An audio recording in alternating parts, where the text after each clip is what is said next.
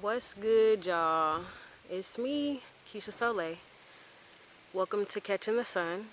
If you haven't already, please subscribe to my channel and like this video. So yesterday, I did my first post on my YouTube page channel after not posting for years. I originally started my channel 10 years ago, and it's always been something that I wanted to move forward with, but something inside of me just wasn't ready, disciplined, confident, whatever the word, I still often struggle with thinking that my story, that my words, that my narrative and perspective is necessary. And not even on some, all the time, like, not even on a people wouldn't care, but does it matter if I speak? Like, which is a problem, because it does matter. It does matter. Even if I don't speak to anybody else, it matters if I express myself, even if I'm only talking to God. But yesterday, the theme of the message that I kind of was feeling for myself was, are you fraud? And I just wanted to talk a little more about what that means or where I was even coming from. And I'll do that by telling you a little bit about myself. I mean, that is the point of this channel. So about 9 months ago, my partner and I moved to Belize. I'm originally from the States, originally born, homegrown in Ohio, Columbus, Ohio. Ohio over everything, no matter where I'm at. It's an interesting city, but I love it. And I moved to Belize with the goal to record my music, to create, to get land, to build, to create a space for community and for artists and for activists and for people of color who need to see and feel and experience something else, who need an opportunity to just get closer to themselves and God and each other. And when we first got here, we met this older man. He's probably like in his 50s. But he's a watchmaker, and he's like, I got the only shop in Belize you can come to get your like watch fixed. And like, his business has changed over the years, obviously with the demand and everything. But we were talking to him in a bar. He bought us some beers, and he said to us, amongst all the things he was saying, the hardest thing to do is be yourself. And I really believe that his words have kind of stuck with and shaped this journey. I thought I was coming here to build all this stuff, not just for myself, but mainly for other people. Like, my original intentions were everything that I do all my life. I've kind of been trained to do things for other people. A lot of that can go back to me being black. A lot of that can go back to me being a woman. And some of that can just be the way I was raised in my household. Pentecostal church, my grandmother was a pastor. And you are taught to sacrifice yourself in a lot of ways.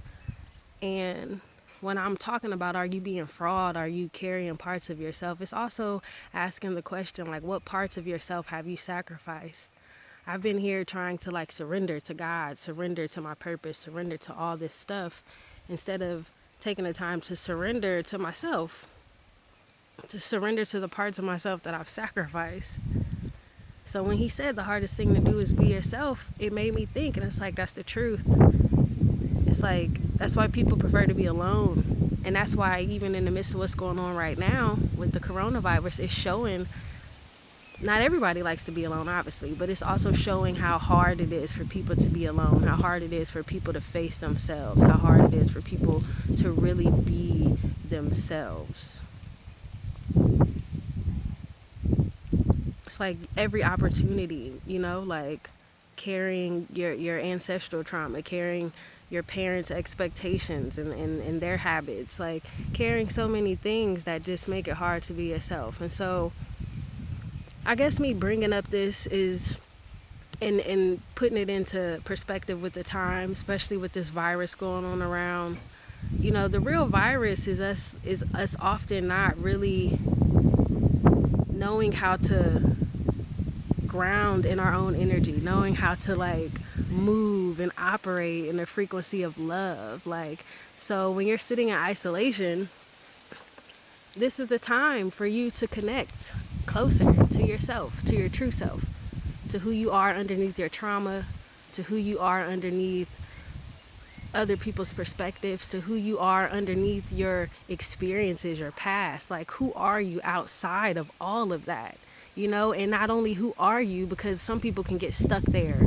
A lot of people like to be in their heads and can get stuck there. Well, who am I? What do I need to be doing? And it's like the most important thing once you get the information is to apply it, you know?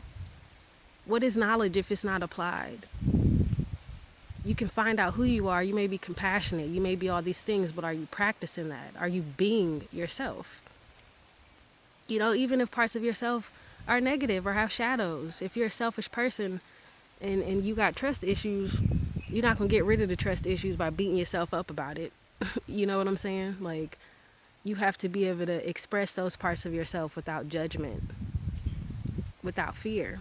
You have to accept, forgive who you are, and then once you accept, that's when you can move on. That's how cycles keep happening, is when you don't actually take the time to stand and be like, I accept this space, I accept this truth, without judgment, without wanting to fix it or change it. I just accept it.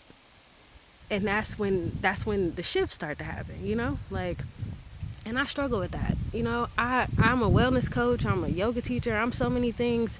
Some people consider me a healer. You know, I consider myself a healer, but the one thing I've struggled with is like holding all of these positions and titles. You know, like, I'm a Sanguine shaman, but at the same time, how do I make space for me to be myself even when the light isn't showing up? How can I like be more vulnerable and transparent with my clients and friends and family members and people who lean on me and depend on me, so that I can be an example that it's okay, that you're not always all right, you know? Like, yeah.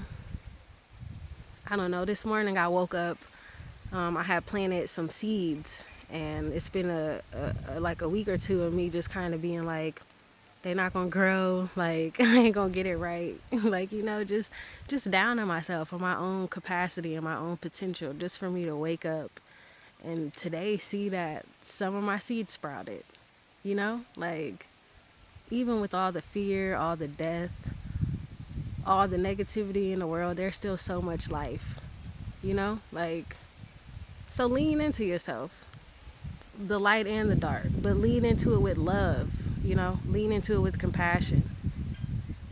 And just by any means necessary, and not like attacking strangers or people or outsiders, but do the work that you need to do within yourself so that you can truly be yourself, so that you can stand in yourself, so that you can know who you are and don't need to depend on other people telling you who to be, you know? So I'm gonna ask you this question again today. Are you fraud? Like, and if you are, it's okay. Just be real, you know? I'm running out of time with my video, so I'm gonna connect with y'all again, you know? Catching the sun. Subscribe.